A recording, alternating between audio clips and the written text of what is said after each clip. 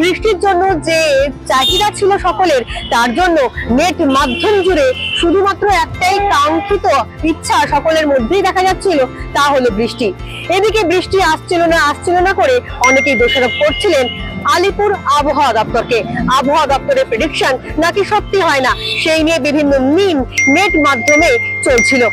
এরই মধ্যে সমস্ত জল্পনার অবসান করে বৃষ্টি এলো এবং আবহাওয়া দপ্তর আবারও প্রমাণ করলো যে তারা এবার সঠিক পথেই চলছে।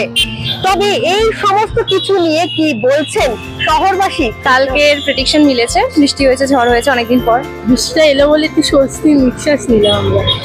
যা গরম, যা ওয়েদার খারাপ। তারা কি আদৌও বিশ্বাস করছেন আবহাওয়া দপ্তরকে, নাকি বৃষ্টির পরে কিছুটা ভরসা ফিরলো? কি বলছেন তারা, চলুন একবার শহর ঘুরে জেনে নেওয়া যাক শহরবাসীর বক্তব্য। আমি তো কালকে কাগজে যা পড়েছিলাম সেটাই হলো। সন্ধ্যাবেলায় প্রচন্ড ঝড় বৃষ্টি হলো, সেটা কাগজেই আগে সকালে পড়েছিলাম। তো আমার মোটামুটি ট্রাস্ট আছে এখন। পুরো বাংলা জুড়ে হয়েছে, কালকে অনেকটা জেলাতেই হয়েছে।